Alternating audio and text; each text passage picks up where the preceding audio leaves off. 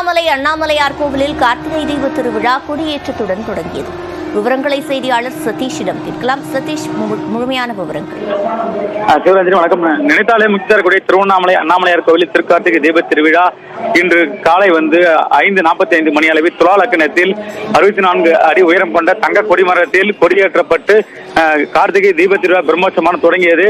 இந்த பிரம்மோற்சவத்தையொட்டி இன்று அதிகாலை 2 மணி அளவில் அண்ணாமலையார் கோவில் நடை திறக்கப்பட்டு அண்ணாமலையார் உண்ணாமலை அம்மனுக்கு சிறப்பு அபிஷேக ஆராதனைகள் நடைபெற்றது.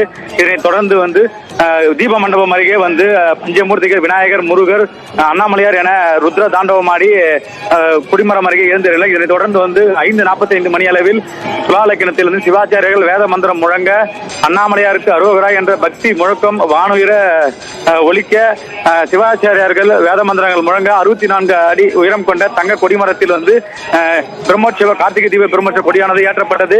இதனைத் தொடர்ந்து 10 நாட்கள் நடைபெறும் இந்த பிரம்மோற்சவம் இன்று தொடங்கியது. இதனைத் தொடர்ந்து 10 நாட்கள் காலை மாலை 2 வேளையும் பஞ்சமூர்த்திகள் வீதி உலா நடைபெறும். இந்த கொடியேற்ற விழாவில் லட்சக்கணக்கான பக்தர்கள், தற்போது ஆயிரக்கணக்கான பக்தர்கள் கலந்து கொண்டு சாமி தரிசனம் செய்து வருகின்றனர்.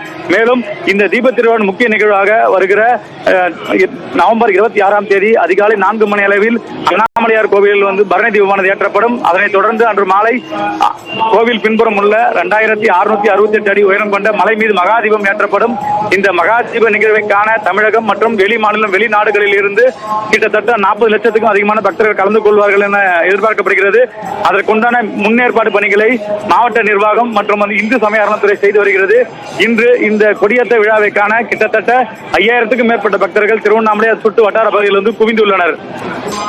விவரங்களை வழங்கியமைக்கு நன்றி சதீஷ்.